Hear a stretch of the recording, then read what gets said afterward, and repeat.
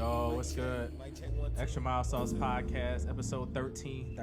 Spoken Word Edition, Wale Feature Edition. I'm about to drop this spoken word. Dim the lights a little One bit. time. I'm just a young man he from came Stone into Mountain, it. Georgia. I wasn't ready. So, he wasn't ready. I was about to, man. Next episode, I'm gonna open up with the spoken word. Right. All right, everybody gonna have to drop at least 8 next episode. What? 8 bars. Say no more. You know 8 I got it. bars. I'm about to drop a Joe Budden. I got like 7 minutes. For No, you. I ain't gonna be that. No hook. I'm gonna pull that Shaq. I'm gonna pull that no hook, man. Huh? I'm gonna pull that no hook. Just go 36. Old Rakim. Yo, I got Kobe. that. I got eight up, Hey, I got eight up my sleeve. I got I that. finally watched that Kobe Shaq joint. It was dope. It was dope. It was dope. Y'all was right. It was good. Y'all was definitely right. But while I was watching it, then the Black Chyna news came out. No. Yeah. That's news. That's news. I mean, I guess it's like her 5th installment. Yeah. She got a. Shorty was waiting for her name to die down a little Right. bit. Her She was like, trilogy. let's hit her with another one. That's what that's a whole celebrity, man. Yeah. She don't do. Pretty That's what I much. call her, man. She's a whole celebrity, That's man. a good She name has for no her. talent. At all. At all. Literally. Zero No Like, talent. Like, what does she do well? Like, Zero talent. nothing. Shorty ain't got nothing for us. She don't even do that well from the video. Yeah, I mean, he's got bad reviews. What, Rotten Tomatoes? Nah. What is a Rotten Her Tomatoes? Pornhub percentage is terrible. She gets a Razzie for that joint, man. Hey, This must anytime set your up for- Pornhub percentage is in the red, they gonna take your video down. For real. She clocking like a 46 or something. It ain't gonna be a nobody recommends. At all, man. Bro, that's terrible. Yeah. It was bad. It was bad work. Yeah. Go back to the drawing board on that.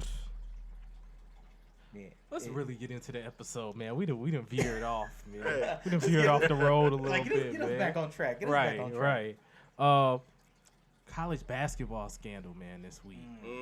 So I think it's a very interesting topic. Like, so Yahoo Sports outed, put out a list of, it was 2 rows of players. What was it, like 25? Yeah, somewhere around there. Like Some around names, 25 too. players that they said like took benefits, whether it was meals, whether it was loans. Kids gotta eat.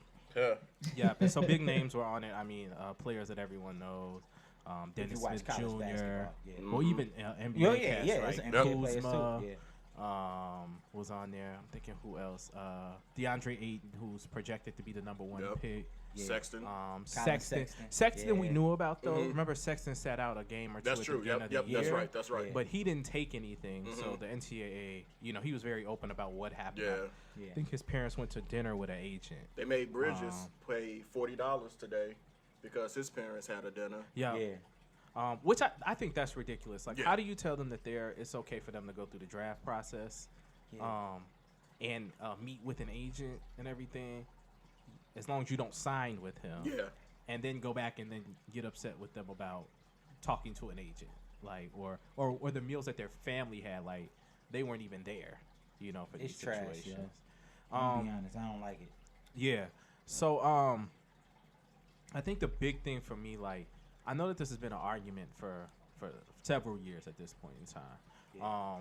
And as we look at like what the major issue is that a lot of these kids and their families are living below the poverty line. Yep. But like I believe that they signed the NCAA signed like a $8 billion deal recently. And we know that the colleges, as far as like the revenue that's being generated by the universities, whether it's selling merchandise, the tickets, Crazy, bro. yeah, Midnight Madness, like everything that's going on. That's that an they're- event. Yeah, Right. that they're doing. That's generating even when we think about like the sneaker contracts and stuff like Yep. that, like with This is Nike and the crazy. 10 and 15-year deals that they're signing with that stuff. It's crazy to think that they're not getting any piece of the pie at this point in time. And I think the thing that concerns me the most about the situation is the NCAA stance on it and what they're using as their loophole. Absolutely. They're trying to use Amendment 13 as their loophole. Which is And if you're trash. familiar with Amendment 13, that was the one that pretty much said that you cannot be enslaved. Like it was ending. It was like the abolition Trash. of right, of the slavery. abolition of slavery. Right. And they're using a case from a Statesville inmate as their loophole because he was working as like a janitor and things like that and lost the case based off of that because ultimately he was accepting, benefits. And I mean, there was other things being accepted there he was working for. And so they're using that as the case to back them and not giving these kids anything. Now, I will say that there has been some changes over like the last 5 years or so with the stipend, which is big. I mean, That it's ain't like nothing, like $800 to $1,000 a month for food and whatever other necessities outside of your scholarship. And but the way I see it, these kids is 6'4", 6'10", 7 feet tall. Yeah. They need that. Yeah. They need that. You have got to pay these kids. You are making billions of dollars, Man, and I So don't know, man. I think you pay them. But Like- what do you pay them though? And that's where That's the I'm thing. lost at. Yeah. Like, 20 so Go ahead. I think that the stipend should increase. Like, I think they should double the amount of the stipend. That's where I stand on it. That's nothing. But- so let's say maxing out the, I don't mean to step on your toes, but let's say even if you maxed out the stipend, which right now is what, 1,000? Is anywhere from it's Something maxing like out right that, around like $1,000 that. bucks. I So think let's it say depends. $2,000 over the course of what is it? Because they don't continue to get the stipend once the season is over, right? Anytime that they're in school. Yeah. Oh, okay. So- okay. So they do still continue Yeah. to get it. Yeah. I think you should give these kids an annual salary. I don't think You're that you talking can about give them an billions annual of salary. dollars. Not in an amateur. Then that amateur situation. status is Like, you so, can't do it. Like, Why? so here's the big thing. Like, I'm kind of looking at because y'all know that I played college ball. Like, I've Right. been on scholarship. I think my scholarship covered all but like $1,500. Yeah. Like, so, but at the end of the day, you have a lot of other expenses that just aren't covered. Like, so, like, I wish I would have had a stipend. Like in the years in which I was playing college basketball, life would have been so much easier. But like most of my money, like you don't have time to work, study or anything like that. Like my hours, like at work study, probably would have been like 6 a week or something. Like if I could have done it. And then you're not getting paid much of anything when you're working on work study. So, I think what would be interesting is if they utilize made them clock in and out. As far as like the hours that they were doing things for basketball, or that were like considered team activities, right? If you go work out on your own, things like that, maybe you don't get paid for that, but you get clocked in per hour. Because one thing I'm thinking about is like, right, we have the high major D1s, the Kentuckys, the Dukes, the UNCs, the teams like that, right? Yeah. That are in the ACC, so they're generating revenue from being in the ACC and. Also like the tournament and things like that, as well as like Nike deals and stuff like that. But also on the flip side, what about our low majors, the Gramblins, the Southerns, the Stetsons of the world? So yeah, that's the thing. Do you pay them what you pay someone? It has to at be Duke? equal. It So, has right, to be. Exactly. So that's So- what I'm saying. Like, if the stipend is maxed out at a certain point, then that would make sense. Now, the other thing I'm thinking about is that like maybe the student athletes take a percentage of the bottom line, and it goes into some like fun, right? So like, let's say that there's 12 And then players. they get a piece of that when So, they graduate or when yep, they leave. Yep. Okay, as long as they don't As- leave, as long as once they don't they- get kicked off. Once their amateur status is gone, so you sign with an agent, you graduate. Once you've totally said that I'm totally out of amateur status, right? Like that I'm gonna go overseas and play ball. Like like let's just say Billy Preston at Kansas, for example, or LeAngelo Ball. Like, okay, after freshman year I dropped out. Well, whatever the prorated amount of that would be, you would get, right? So I guess like let's say the program makes $40 million this year, right? And the percentage that you guys get of that is 10 or something like that, right? So as a team, you guys get $4 million, and it has to be tax free, right? But that's split amongst everyone that's a student athlete or under a scholarship within the program. And then the other thing I had to think about was like walk-ons. What do you do with walk-ons? Yeah, that's what I'm saying. That would be hard to do. And I have a loose-based idea of how I would get that. Okay. So if you get a scholarship, you'll have the ability to you're in a different bracket if you get a scholarship as opposed to you being a walk-on. It doesn't different. There's no difference of whether you're a mid-major or if you're D1 or however that gets broken down. I think you should get like anywhere from like 10 to 20 grand. And the reason I don't think it's for the year or for the year. Okay. Yeah, for the year. Okay. And the reason I say that is because first of all, you have to be academically eligible. I think you should also have to go through. You know how the rookies have to go through the rookie symposium. I think you have to go through some type of program, to help you manage your money because you don't want the same issues that a lot of NBA stars have when they have millions for these kids that's going to have 10, 20, 30 grand, depending on how long they go through college. So and then I think is that the same thing, though? Like, because if we look at the stipend, like, right, if the stipend is ranging anywhere from, like, $800 to $1,200, let's just say, you know, $1,000 over a 12-month span that they're getting it, right, that's going to be $12,000. Right, and that's so true. like, and if we double the stipend, let's say that we double the stipend, that's $2,000 a month. That's like $24,000. You know what I'm saying? But the stipend is usually centered around. They restrict how those kids can spend it or how they can utilize it. They just get a check. Oh really? Oh, I thought it was. Yes. Nah. It's like Okay. like in a You league do when they whatever you travel, want with they it. just give them this your travel money for the. Okay. Yeah, you just I get a got check. you. You just get a check. Okay. I'm down with that. If give them 10 with both of you guys, 10, 12,000 a year. You disperse it however you want it. If you don't want it, that's probably too irresponsible to do that. If you don't want it in monthly, you get it at the end of the year. But I'm pretty sure they'll all take it. Yeah. But I mean, but it's some kids who are playing by the rules.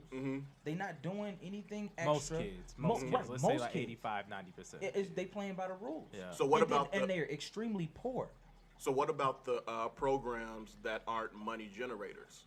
And that's why I was saying that that's the stipend. Doubling the stipend would mean that because like we have the teams that are barely above water, like you know what I'm saying. Like if we think about let's think about the UAB football team a few years ago. They had to just totally disband the program, and then a year later they brought it back, right? But then on the flip side, if we talking football, then let's say you got a program like Notre Dame that's bringing in buku money. Right. You have, or on the flip side, if you're talking about basketball, you're talking about Florida Atlantic, or on the other side of that, you got the Duke and the North Carolinas, the Kansases of the world. Those teams are going to generate millions of dollars. Right. I think it's upon the NCAA, not just the teams, to pull together this money that they're making, not just the individual teams, and then you disperse that amongst the kids who have scholarships or amongst the kids who Swimming are got to get the same amount football get. Yeah. It now, can't be different. What I was thinking about too with that is like what if that percentage of the bottom line your program determines what that percentage is, right? Okay. Well, I'm sorry, not your program, your conference determines what that percentage is, right? So if the okay. conference says, okay, the SEC might say we're only going to do 3%, right? Because we know what our revenue is. But let's say the SWAC says we're going to do 11%. Okay. Right?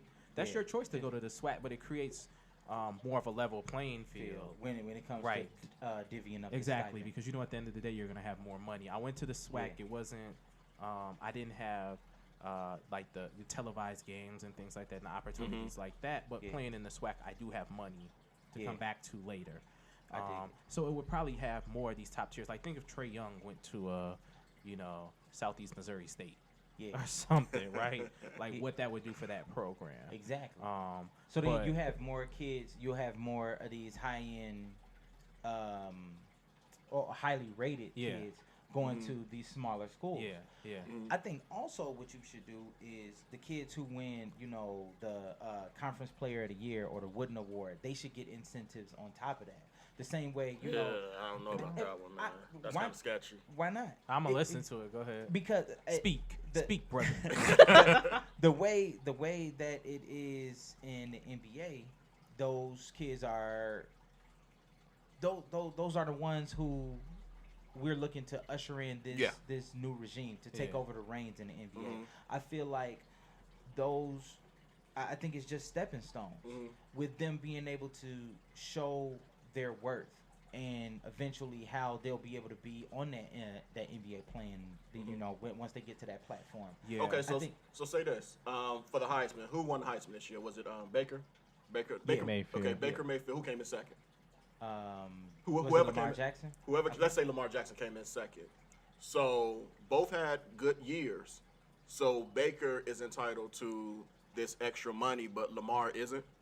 No, so what I'm saying, it's going to be so many different ones because you can get it for your conference player of the year. You can get it for the Wooden Award, which is the best player in college basketball, or like for the Heisman, you can have that, or the defensive player for for particular conferences.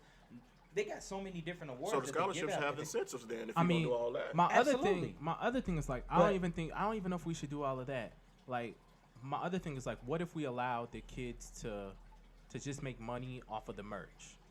Is the other thing, like to make money off of the merch? Because if I decide to go and do signatures, right, and I'm Trae Young or I'm PJ Washington or whoever, like big time, right? RJ Barrett, like my signature is worth a lot more money, right? Yeah, my signature is worth a lot more money than Jonte Jones on. True. SIU or whoever. But you know what I'm saying? Yeah. But then what's going to make a Trae Young want to go to Green Bay? What if he puts Green Bay on the map? That's true. You know what I'm saying? That's what I'm saying. I dig that. So the other thing I think is like I'm looking at situations like, let's look at Marvin Bagley or let's look at Colin Sexton, right? Who've already started to brand themselves while they were in high school, right? Colin Sexton created his own T-shirts, his own website, but he can't run it during the time frame that he's in college, right? So his dad, and it can't have anything with his likeness or be tied back to him, how it makes money. So the pops and the mom had to take it over until he goes to the draft, until he signs an agent, and then he's back clean, right? Bagley's in the same situation, like making up T-shirts and pressing up stuff on Nike, and they could be selling it, but they're not. Same with the kid from the kid in Minnesota, Isaiah Washington. And they could have made a lot of money doing that. Yeah, they still gonna make a lot of money. Oh, them kids and Diallo and all of them. They're gonna make a lot of bread. So what? So Jay Billis last week stated that the conferences don't need the NCAA. They don't. Just move away. Just separate yourselves from the NCAA, and then that conference do whatever. Jay Billis has been fighting this fight for like runs 8, like his own 9 league. years. He has, for sure. And I respect it because he's always had the students back, the student athletes back since he got out. And it's coming from a mind of a lawyer too, so you know it's legit. Yeah. But I guess I kind of want to bounce this back into something that's really like bothering me about the whole situation is that this is modern day slavery. And pretty much saying that we're gonna relate it to Amendment 13 proves that it's modern day slavery. Exactly. And the fact that they seem to think that they have complete autonomy over like what goes on at all levels, and make these decisions. This board makes these decisions based off of whatever criteria they take a look at. And there's some people that we know are dirty that have made it through. True. And then we know some people that we know aren't, that they just don't like, and they won't overturn certain situations. Like I'm looking at like the Louisville and the Bowen situation, the Tuggs, Brian Bowen situation, right? Tuggs' parents took the money. Supposedly Tuggs knew nothing about it, and they know he knows nothing about it, but they still, like, they cleared him, but the school won't let him play. Right. You know what I'm saying? So he ends up transferring, and he doesn't get an immediate release. He has to play next. He has 6 months, right, from the letter of intent. So, like, stuff like that, like, there's so many stipulations around what the students can and can't do. But there's no one regulating how much money that these higher ups within the NCAA can get, or what their bag looks like at the end of the day.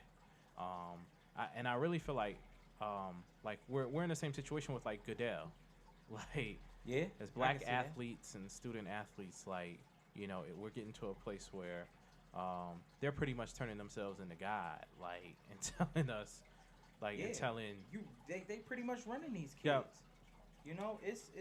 It's slave labor. Because it's like, where else are you going to go? Right. My thing is, the NBA remove the one and done. Let the high school players want to go. Yeah. Go. If you don't make it, okay. Yep. You don't make it. On you. That's on you. That's a decision you made. But I think even with that, I hate the fact that they lose their eligibility though. Yeah, but you. But you can remove that clause. Like yeah. the NCAA can remove the clause and just say if you don't sign with an agent before you go to the draft as a high school player, you can still come to college. Or just give them a timetable.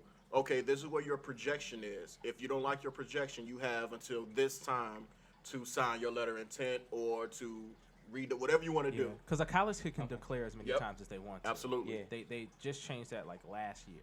Mm-hmm. So you can declare or 2 years ago, you can declare as many times as you want to as long as you don't hire an agent. And I'm okay with that. As long as I'm cool if they kill the one and done.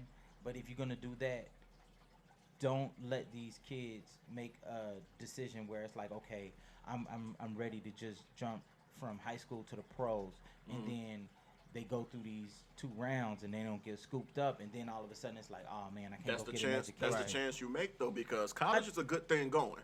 It is. So if you decide to forego that to pursue professional, you got overseas or at G League may be the best bet for you. But think about the I think what I would like in that situation is if the high school kid could hire someone within the Players Association to consult them just for the time frame that they try to attempt the draft. I like that. And if it doesn't work out, then they can still go to college. I like that. I'm down with that. And the reason is because you got to understand the mind frame of some of these kids. You get pumped up and you killing all through high school, right? So now you thinking like, man, I can finally make away from my mother, my father, my grandparents, my 13 brothers and sisters. I got the weight of the world is on your shoulders at that point. You know, you're just trying to find a way and make a way, and you're going to try to utilize your talents to be able to propel you and your family to a different height that they've never seen before. And Steven Jackson said that. I was watching Colin Cowherd today, and Jackson was like, I wasn't smart. He's like, I wasn't smart. Basketball was all I had to make sure that my family and my mom can stop working the graveyard shift 12 hours a day. Steven Jackson. Okay. He said, so I went straight to the league. Yeah. Now he said the G League is worse than college. You don't want to go to the G League. Yeah. At least in college, you're getting some form of food. Yeah. You can wear the sweats all day if you want their extra shoes and things like that. You can work out. They got a nutritional plan and all of that for you. But if you're able to go to the league or you feel that you can thrive in the league or at least be drafted, no one should be able to take that from you. He said at 18, you can get your head blown off. You should be able to go to the league if you want to. Right. And that's some truth to that. And it is. I mean, because you... But you know, the big thing was we have to remember it's not the owners that don't want this situation. It's the Players Association that don't want the high school kids coming in because they're still in their jobs, right? The league, I think we saw like it go down like 3 years in age, overall age, once they allowed the high school kids in. So we think the average age of the league back in the day was like what, like 30, 31? Something like that. Now the average age of the league is like 25. Yeah. You know what I'm saying? You know, and they did that when we had those couple of draft classes and the high school kids weren't making it at all. They were just they just weren't making it. And then you have vets out there like Brandon stated that couldn't get on teams because you got bust high school players. That's true. That's taking over spots. Yeah, mandatory first round contract. And that's what, 3 years, 4 years at the time? 2 years with the third year, I think, for the even team up until option. like the late 90s, I'd probably say mid to late 90s, everything was so strong on upperclassmen. Yeah. It's like they wanted you to have an upperclassman. As to where now it's like you used to these guys who won and done. Not that there's anything wrong with upperclassmen, because if you look at the last couple of guys who went to 3 or 4 years of school and they came out, they've been solid. Look at Kyle Kuzma. Yeah. You know, how old is Kyle Kuzma? 26? 22? 20. No, I mean, I said 26. Like, I'm 24. like, He's like, what? He 22, 23? Yeah, somewhere around 22, I think. Yeah. I was thinking of Taj Gibson. He was another one who was a upperclassman. Who came out, and he's not a star, but he thrived right away in the NBA. But on the flip side, development-wise, right, Giannis and Kuzma are the same age, right? True. Yeah. Giannis is a 2-time All-Star because they were able to develop him in the league. That's true. You know what I'm saying? Yeah, so it's more about upside, because if I can get my hands on him and this becomes his job, that's totally different than him going to class and all of that type of stuff. You know what I'm saying? I dig that. So I would want the I understand now. I want the younger kid because I have more time with him. If he's a bust, I didn't really waste that much money on him. Yeah, and it's all predicated on that individual. How is he, and that goes along with scouting. You know, how susceptible is he to being able to learn, to teach, to develop? How much has he developed over his high school to college years? Well, Mike said your ceiling is the roof. So yes, and people was clowning Mike for that, but it really made sense though. To me, it did. They showed it when it didn't. It didn't make sense. It made absolutely no sense. I'm a Mike fan, a UNC fan. We won the title after the ceiling was the roof. Your ceiling is the roof. It made sense to me. Bro, you don't know what he's talking about. We'll break that down off air. But the ceiling is the roof made sense. Right, make it make sense. I'm gonna make it make sense. I got your back, Mike. So we're for them getting some form of. He ain't got our back, man. Yeah, you got our back. You all mic'd out today, so you rolling with the fence, man. Everywhere, man. Jump man. Still wearing them Jinko jeans to All-Star Weekend. They be super bad. Yo, I don't know what it is. Jeans, right. Mike is got like some one Heelys under them pants, dog. Man. Mike stay with the super baggy jeans, the super baggy blazer. It's like, yo, why every time he put on a jacket, it look like he got a zoot suit on? Man, his jeans be distressed. An abomination on his jeans. Mike is my man, though. But Mike don't look like he got nothing tailored. Boys don't dog. be damaged. They be totaled, dog. Oh, man. Ain't nobody gonna say nothing to him either, though. Nah. They need to say so. They can't win till we quit. Hey, the ceiling is the roof. Nah. But yeah, I mean, this system is broken just like our justice system, and I think we're at like an impasse at this point in time. Like we have to do something different. Yeah, pay these kids, man. Pay them something. What they got going right now. I would just like it to see it go into a fund or something that they can cash in. I'm not mad. I'm not mad at the fund, but they gotta utilize this right now. Them kids is poor and hungry. Well, that's what I'm saying. Double the stipend plus this. Oh, double the stipend plus the fund. Okay, I'm with that. Double the stipend plus the fund. Okay. Like, because you'll have something when you get out. And you learned all these things while going to school and and putting them in the right classes and things like that. So even if you a Jimmy Butler or Isaiah Thomas and you get drafted low in the second round and you ain't gonna have no super crazy contract, you still got this to like. I still got a little. Give you some cushion or over that. Or even if you go undrafted. And that's no. I'm gonna even go as far as this. You know how many cats I know that got D1 scholarships that ain't make no league. Yeah, that's true too. That they're working a regular job. Yeah. But think about that's a down payment on a house. Yep. I dig that. You know what I'm saying? Or the rent for the first year when they're looking for their first job. At the least. Yep. You know what I'm saying? Yeah. That's the type of stuff I'm thinking about. Like coming out of college with a degree that's gonna be hard for you to utilize. It's a cushion somewhat. Man. You have to give them something. Yeah. What they have right now is not enough. They don't. And they're making you way too much money for you to be sitting back, getting your pockets lined, and they get nothing at all. Like literally nothing. Yep. And I think I take Kevin that back. Wares, I shouldn't say nothing because they're getting an education. They're getting a chance to. If they choose to accept that. Right. But it's no way that you could be making billions of dollars if you are looking at the NCAA. And college football is even worse. Yeah. My goodness. Everybody can't be a Jason Williams. Right. When you talk about exactly, that's a great point. When you talk about the injuries that some of these kids sustain. Yeah. And then where basketball is no longer an option. Mm-hmm. So it's that you have to give them something. With the way that it's set up right now is beyond unfair. So money for the league, NCAA. Hell yeah. I agree. Give them some money. Yeah. But yeah, I mean, this has so many layers to it. I mean, and just playing college basketball myself, man, I think the other thing people have to realize is everybody always talks about you got this 4-year scholarship. Your scholarship is 1 year. Yeah. And in a lot of cases, your coach, like let's say something's even going wrong at home and things like that, they don't want to let you out of that 1-year scholarship. But they always want to hang over your head that if you do anything wrong. Yeah, this is over with. After this school year, you're done. And don't mess around and get hurt. Yeah. Coach told Butch, when he told Butch, he said, hey, you better see you on Monday. Right. Yeah. On Blue Chips, see you on Monday. Yeah, he knew what it was. And I done been through it. I done tried to transfer and them not want to give me my letter. Like, I done been through all of that. You handcuffed. Yeah. Figuratively, you are handcuffed. Yeah. Those your papers. Yeah, exactly. It's give us tough. free. Yeah. I'm going to Wakanda. That's right, man. Hey, Wakanda play them kids, man. They'll pay them kids in vibranium, and they scholarship and their education gonna be better. Yeah, I'm going to Wakanda. Sticking on the school topic, let's switch over to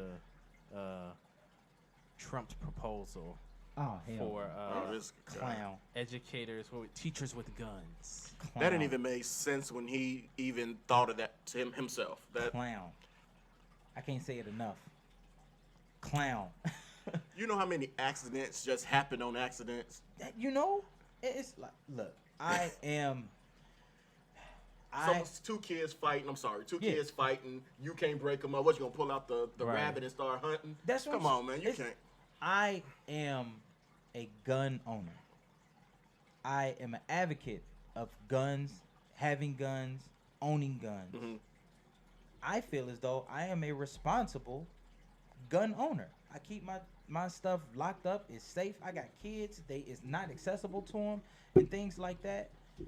How are you going to institute that level of security in every single school across America? Yeah. I don't what if think the you teacher's can do not it. willing to do that? Exactly. We have a picture perfect example as to how it's not always going to be feasible. Mm-hmm. You had a trained deputy four that were hiding. Right. Yeah. They didn't even want to go into the school. Yep. They got training, hours and hours of training, and they didn't want to go against some 19-year-old kid with a gun. Yep. And my thing is this is kids are curious. If they know their teacher has a gun in the class, they're gonna be curious about it. They're going to. I just want to point something out. Go ahead. Why in all the CPS schools and speak on it? I know where you're going. Black schools. I know where you're going. Do we have the liaison as well as metal detectors? Yeah. Yep. Random searches at my high school. I don't know if y'all school had random searches with the dogs. Yeah, straight up lockdown. They searching for drugs and guns every rip. But the schools that don't have this are the ones getting shot up. Speak on it. Talk that talk. Also, the schools that aren't majority black are the ones getting shot up. Mm-hmm. We're starting to see rural towns and things like that. Yeah. The other thing is, how do we take God out of school? So where we're taking out the hope and teaching them where their sources, or when I'm depressed or when I'm going through something, where I go, right? Yeah. And then we see now like what our situation is, right? The first thing that they want to attack is the school, right? It's the only place that they can. It's their place of solitude or their place of stress. Like they don't. That's the only thing they know. Right? I was listening to the radio. Y'all know, only thing I listen to is talk radio. And they had a principal on there, 31 years. He said that this outcry for help is what children have right now. And you touched on it. He said when the districts decided to, not actually the districts, but when the Department of Education decided to remove recess when you were younger, because it was an energy outlet. It was a resource that released energy. Took out art, music, and some schools don't even have PE. So the kids now don't have an outlet to maneuver all this pent up aggression. They may have moms may not come home because she's working. Pop's not there, so it's just them at home with their thoughts by themselves. So then when they get to school, Johnny can't cooperate. Sally can't do this, but those forms of recreation that even if it was 30 that was minutes, their release, whatever the allotment, it was a release. And then they try to medicate them and put them on Ritalin and say they got ADHD and all of this crap. They need to run. They need something to do. Just go run. It's more than just a physical outlet. It's an emotional outlet, man. I mean, because you got to understand that's their time and their moment to be creative, to express themselves in their most purest form, no matter what it is, whether that's art or whether it's recess gym or music. That's some of those kids' outlet. That's sometimes that's their only way of being able to speak without necessarily speaking. That's their way to be able to express themselves. I agree. I mean, I loved every art class that I had because art was one way that I can always express myself when I was in school.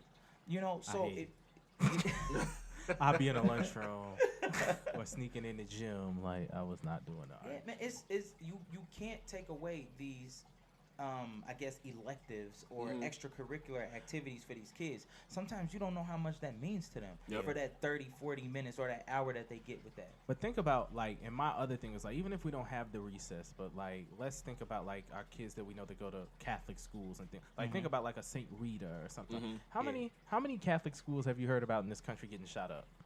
How many Christian schools have you heard about getting shot up? If any, not a lot. Not a lot, right? I can't think of one right now. But there is something within their curriculum where they have a one period a day for their whole 4 years where they have, you know, some type of Bible class or some type of religion course, right? Yeah.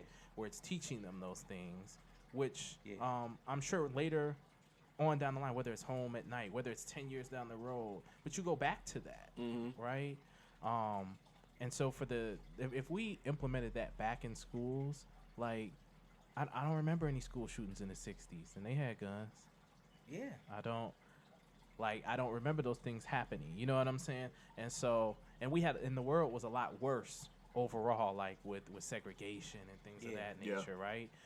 So there was a lot worse going on. We probably should have had more of those type of situations. You would think, yeah. But now, like, we have a lot of kids chasing clout in this generation, and they look at, I can go kill everybody at the school, and now I'll be known.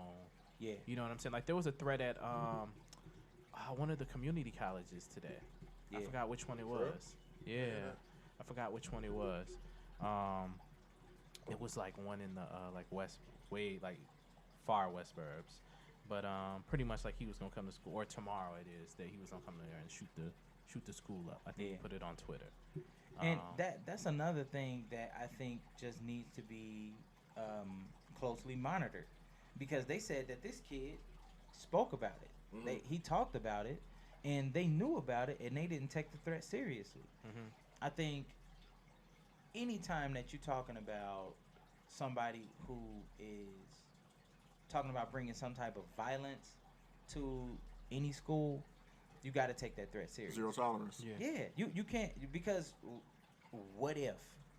That's all you got to think. It's just what if. It's so commonplace at this point in time. And I think that's the thing that concerns me, is that it's so common now because they don't believe in God. They don't believe in anything. Like, if we look, a lot of these kids are atheists, or, you know, they don't believe in anything other than, like, these crazy cults and things like that. Like, they don't have any true sense of what life is or what they're here for. So if I didn't have purpose, and I can even think about that, like, when I was 18, 19, like, not knowing my purpose, I made a lot of bad decisions, right? For sure. For sure. But if there's someone to guide you, and I would think the other thing that we need to really add in is, like, how are the counselors interacting with kids? Exactly. Like, how much did you see your counselor in high school? Man, I think I saw my counselor when it was time to graduate to make sure I was on point. Right. And that was it. It never was me going to the counselor to schedule anything. Right. The counselor never came to me and was like, Stephen, let's talk today. Yeah. The dean, maybe, because I didn't go to a detention. I talked to them more than I did the counselor. Or the assistant dean. Yeah. Exactly. Right. So that's one thing that I really wanted to get into. I'm glad you brought that up, B. Is we talk about and we identify the problems, but we need to figure out, okay, what can we do to solve it? We can talk about, you know, the issues all day, but unless we have a plan that we can put into action, then what's the point in just talking about what's wrong? I think that at this point, depending on the population of the school, how many kids you got, you have to implement a much larger amount of counselors, people to be able to guide these kids and talk to these kids. But you can't have. I think when I was in school, we may have had like 4 or 5 guidance counselors. That's not enough. Even though my school wasn't huge. Where'd you go? I went to Crete. We had like maybe 600-700 students, something like that. So that's not a very large school. I mean, you know, it's high schools out there that's got 1,500-1,600 students. Right. So I think even on a smaller scale, with a 500 to 700 student student body, I think you need at least 15 to 20 guidance counselors. And the reason I say that is because you can talk to a kid all you want, right. but if you got 100 kids that you have to talk to, you can't spend as much time with them. You can't get personal. You don't know their nuances. You need to be able to really speak to these kids. That's true. Right. And they're not going to seek you for a relationship either. Exactly. You have to be able to reach out to these kids. You got to stay on them. Some of these kids, you got to keep your foot on their neck because they ain't got nobody able to do that at home. Exactly. So that'll have them more inclined to open up to you and be able to speak to you and know that, hey, you know what? This guy cares or this woman cares. Right. They really have my well-being. That is they truly care about what I'm going to do and who I'm going to be when I leave up out of here. Exactly. That's what we need to implement. More people who care. Teachers can only do so much. Yep. 5 and 6 guidance counselors can only do so much. Right. You need a team of guidance counselors. Right. People who have been trained. We talking about training teachers to have guns in the classrooms. Forget about that. Train these people who know how to talk to these kids. Right. That's what we need to be training these people to do, who can reach the youth. Right. That's what needs to be implemented, not guns in the school. Right. We got That's ridiculous. teachers who can't figure out who threw the paper at somebody else with Right. it walking around. Right. Exactly. Can't see the board. Yeah. Remember them teachers you had? Like, Man. couldn't see the Man. board, but that's gonna be who carried the strap. Man. They got the pole. Responsibly. Right. For real, responsibly. And it's They were arguing, and I didn't know what to do. man, please. I tried to break it up, and You give teachers a gun, and let's say a active shooter do come in the classroom, they're gonna end up shooting the student body on accident and all of that. I mean, that is a tragedy waiting to happen, man. Guns in the school is ridiculous. even if it's locked up or on your persons, it's still stupid. It's I not. mean, we had we can pick a lock. We had, the police Exactly. officer at the school that walked around with the gun. and that's okay. I'm fine with now, that. If you heighten the police presence Yeah. and implement metal detectors, I'm with that, because I don't know of any active CPS school shootings. Right. All of them got metal detectors just about. It happened outside. The school. Right. Now, Yeah. I can't speak for nothing on the premise or outside of the premises. right. You know, you go 2 That's blocks universal down. territory. Right, So you go 2 blocks down and everybody out there. Right. So I mean, it is what it is. But it is you have to institute some type of change. I think it goes more to speaking to these kids directly rather than trying to protect them physically. Yeah, I mean, I think it's preventative maintenance. Like, if you don't do it on the front end, Very, very much so. yeah. If we don't do it on the front end, it's like you don't change the oil before the car is running hot. Yeah. This, Like, we are in a situation like where we're doing a lot of things on the back end. We're always, I think, like the U.S. is just a place where we're always trying to react late to things and very let's, reactive. That's a good point. And then let's try to let's just pass a law for everyone. Like, no, let's do some things on the front end, right? Like, you don't see a lot of, they're not shooting up classrooms where they care about that teacher. No, You know at what all. I'm saying? They're not in those type of situations, or the smaller schools and things like that where the teacher to student ratio is a lot different, right? Yeah. When it's not 1 to 25, it's 1 to 8. Right. You know what I'm saying? And every teacher's not gonna care. Yeah. Let's just be honest. Some of them is there to collect a check and bounce. Yeah. I had a bunch of teachers that was there to collect a check and go. They were leaving when we were getting on a bus. Yeah.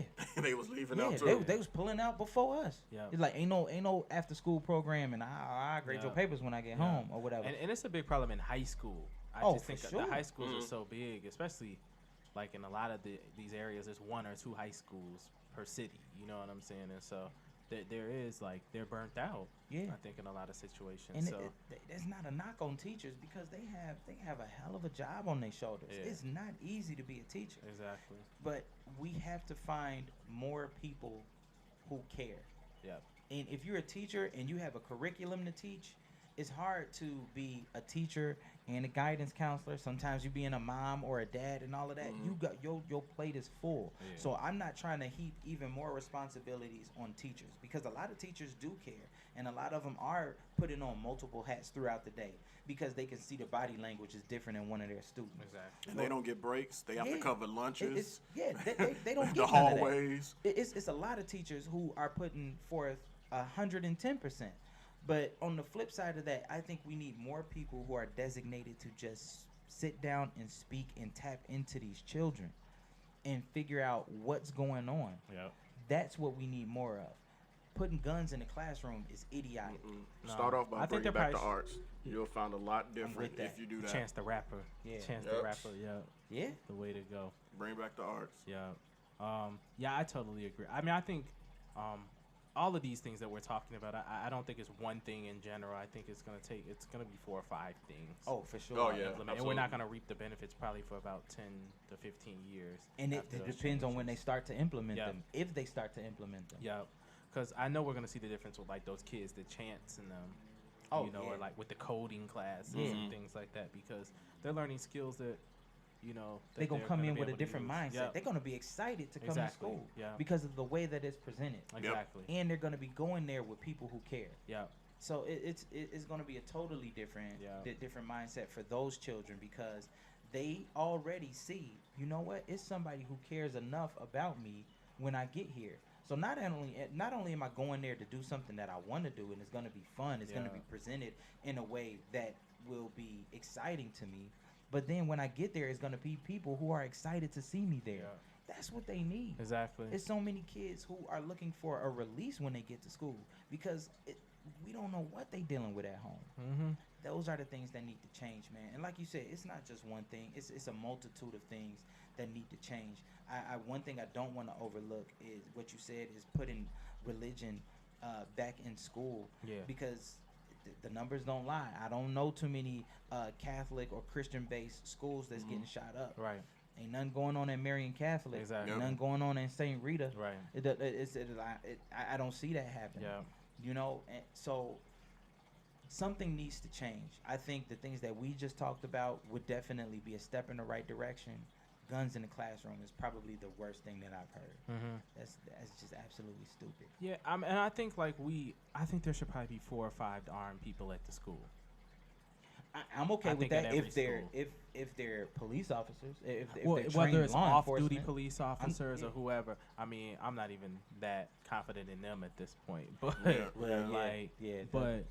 whoever the school, like, I mean, if they have a special like tactics unit that comes, and it's a certain distance away from the school or whatever, like, or each district has that or whatever. Mm-hmm. But like. I think we there's 4 or 5 things that need to be done differently. But I also do think in some of these situations, if we have the metal detectors and things like that, and have because they probably knew there's one armed guy at this school.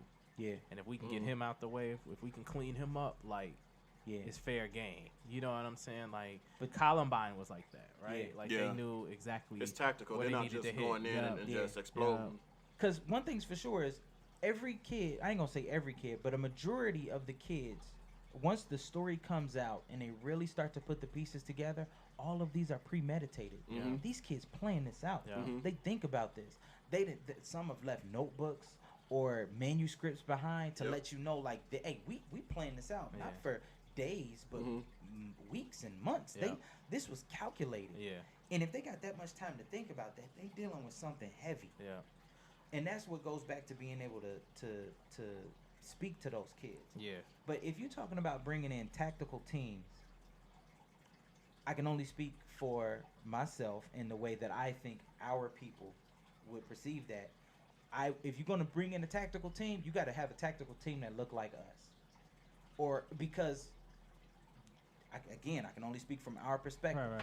Because we're going to immediately see that as a threat. Yeah. Mm-hmm. At the end of the day, the way that these kids are crying out for help right now is, it's like, okay, we need something to protect us because we don't always feel safe at school. If you bring a tactical team into a CPS school and they don't look like us, it's going to feel, we're going to feel, it's going to be, right, it's going to, you're going to feel threatened. You're going to be like, hey, they're here to oversee us, not to help us if something jump off. They're oppressive. And you know what I'm saying? That makes sense. I went to Thornwood, so we had police officers inside of our school, but the thing that I believe distinguished them is we had the same officers every day. Yep. So you built a rapport. Yeah. And some days they wore their blues, and the other days they were in their, let's just say, T-shirt and cargos. They were in their tactical gear, but it wasn't riot gear. Yeah. You know what I mean? So even their presence being there every day, oh, we gave them nicknames. One dude looked like Toy Story. We call him Woody. You know, so you build a rapport, and they didn't lash out, but you knew who they were. Right. Yeah. That's the big thing too. You have to know who it can't be Officer Johnson third period, then you don't see Officer Johnson again until April. Yeah. It don't work. I'm with you. Because he doesn't know the vibe of the school. Yeah. Yeah. That's a very good point. Yeah. That's a very good point. Yeah. So, I mean, I think there's a lot of layers to it. I don't think we just going to throw some poles in the school and they'll protect us. Like, it's no way we can dissect this in one I episode guarantee of he the Mild wants them Sauce to carry. podcast. He don't want it to be locked up. He want them to carry. Right. I'm sure he wants them to carry. Of course. And that's, you get a kid that get wild and they able to pull it from you. Yeah. Man, please. And you know it's a lot of them who'll do it. Nope. You look on World Star or YouTube or any of this stuff, they pulling it with teachers already. That's how the school will get shot up. That'll be the new tactic. Yeah. Right. It's like, hey, let's just go. All we gotta do. All we got to do is go disarm Miss Leslie. Mm-hmm. She easy target because she 5'2". Yeah. As soon as she got her hand, up at the chalkboard, I'ma just knock her in the head with the back of the head with this textbook. We gonna up this Glock on, and it's over with. Then we can go just pop off whoever we want. Somebody gonna get the librarian. Right. You remember that teacher that you had that nobody messed with because they was cool? Like we had a substitute. He was an old cat, about 70 something. And whenever somebody would throw paper, he'd be like, it's a meme about this guy. And the older dude, somebody throws paper, be like, your mama's a hoe. Yeah. We had teachers like that, so they gained respect because even though we knew they were serious, they were playing at the same time. Yeah. We have our interpersonal skills with each other are bad. Yeah. Exactly. Once we get those skills on point, the teacher will be able to talk to the kid. But if you don't want to be bothered with them, here come Aaron again with some more problems. Right. Aaron got on all black. I know he about to have a bad day. Yeah. You're already setting Aaron up to feel defensive. Right. Yeah. You know, so. And now I don't want to talk to you. Yeah, our people skills. That's a big thing. That's one of your 5 we can check off. People skills. Yeah, for sure. That's one of them. Yeah. For sure. But I think that's being taught in a lot of those orientations. And, I mean, even in their training to get their degree. Yeah. But I just don't think they care. I don't think they care. You got to have people who want to do it. Yeah. You got to. Yeah. It's the only way you're going to make a change. Yeah. Mm-hmm. Yeah. No a career can quickly turn into a job when you feel like you're not supported. Exactly. Speak on that. Speak on that. And there should be some type of evaluation for the teachers and the support staff. Oh, absolutely. A lot more, I think, at the high school level. Yeah. Because if they could weed that out, a lot of these kids aren't the 14-year-olds. They're not the freshmen doing these things. A lot of them are the 17, 18s, or even kids coming back to the school after they've graduated or dropped out or things like that. Right. So they have pent up frustration, over the years. So, I really think, it's a lot we could do in these situations, but this could be a 3-hour podcast on just this topic alone. This topic, It's so many layers to it, like you said. Yeah. Okay. I wanted to just quickly. Man, it was some good albums dropped this week. Did you mess with that Nipsey?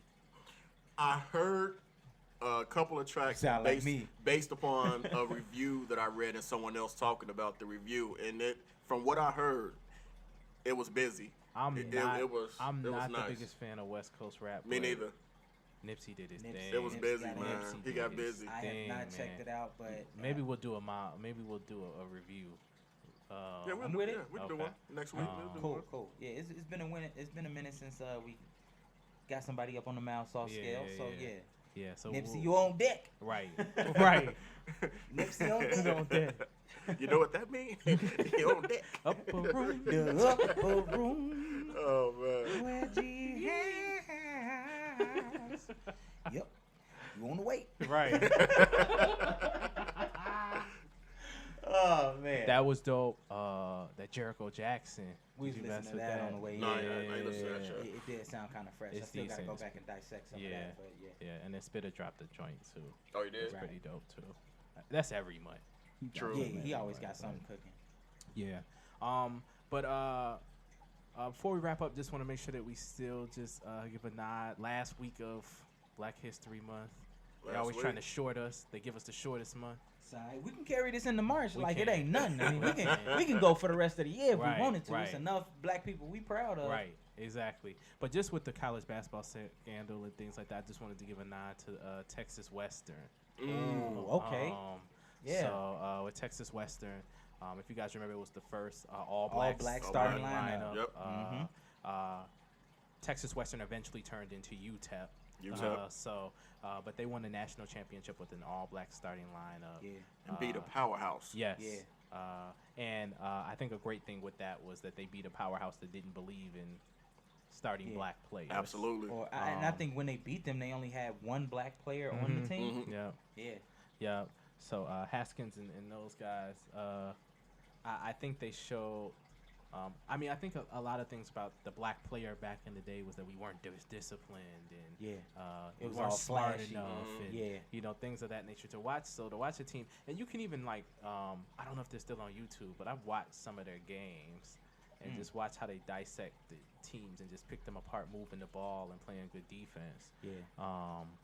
But they still got out and ran, and still used their athleticism. But just what they did has given the guys of this generation an opportunity to go get the bag. Absolutely. So when we think about the LeBrons and the Melos and the Kevin Garnett's of the world who've been able to feed generations, it's because of that opportunity to really be able to put your talent on display at the highest level of college basketball, so that you can, so that the NBA would see you. I just wanted to make sure that we're giving a nod to them this week. I like that. Brought a little basketball into it. I dig it. And just for what they did for our culture, what they did for the game, and the opportunity that they created. Because even then, we think later down the line, the Fab Five and things like that would have never happened. For sure. The Running Rebels. Yeah, I was about to And say this is Texas. This isn't Michigan or Illinois. This is the deep South. Exactly. So you know how hard it was for them to travel. Yep. And the things that they went through and the things that was said to them when they was on that court. Yep. It's the things that they endured was ridiculous, and the fact that they still came out on top with their heads held high it's a tremendous accomplishment. So definitely a huge shout out to them. And they even have a documentary on them, as well as the movie The Glory Road. Yep. Which is based on the true story of that team. But just what they did for basketball and what they did for black people. I just want to make sure that we shout them out this week, because the only reason that we're having the ability to have arguments about we need to get paid to play college basketball is because of them. That's right. It's true. And the movie was a pretty good depiction. They gonna get us too. for free. They gonna get us. They're not gonna get us for free. Not free. at all. We man. ain't chained no more. He brought it back. Not at all. We ain't chained. I'm just a young man from Stone Mountain, All right, Georgia. y'all. Failed every class. Peace, I peace. flunked out before All right, the 11th grade. see They y'all told next me week, I had a man. disorder. But every Holla. song he All threw right. sound like a poem out the Torah. So I learned to break a zone down the quarters. Had a crush on Crystal like Urkel had on Laura. I told her God is my attorney. I never go to court.